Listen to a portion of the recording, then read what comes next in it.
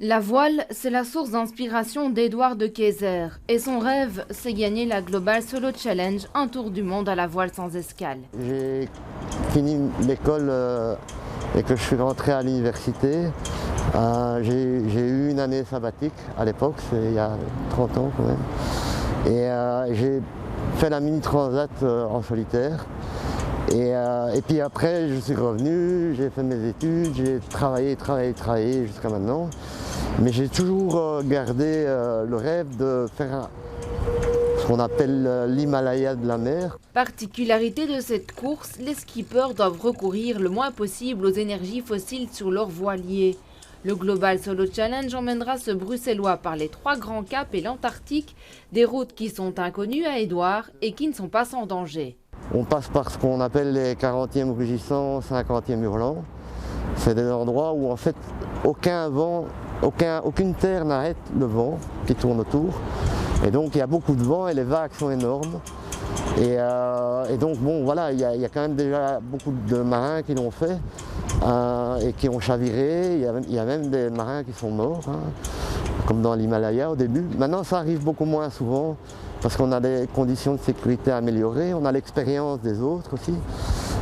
Mais ça reste quand même un peu dangereux, quoi. Édouard sera en mer pendant 5 mois, alors pour être prêt le jour J, il s'entraîne.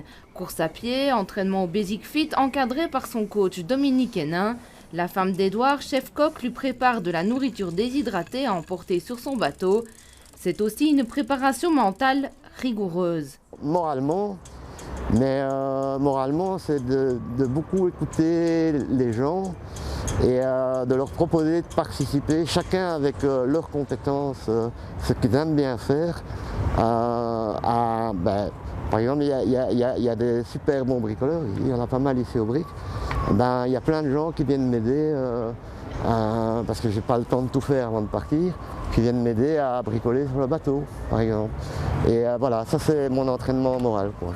Se nourrir de ce que les autres lui donnent, telle est la source de la motivation du skipper bruxellois qui devra affronter la mer seul sur son bateau. Il y a des moments où on est un peu angoissé et alors on a tendance à dire mais qu'est-ce que tu fais là, t'es fou. Mais en même temps j'ai de l'entraînement puisque j'ai quand même déjà beaucoup navigué en solitaire. J'aime bien ça, donc je sais que même s'il y aura des moments durs, je sais que je risque de m'amuser. Et donc finalement, rêver, c'est prendre ce risque. La passion de la voile, elle est née auprès de ses parents lors de leurs vacances en Bretagne quand il avait 7 ans.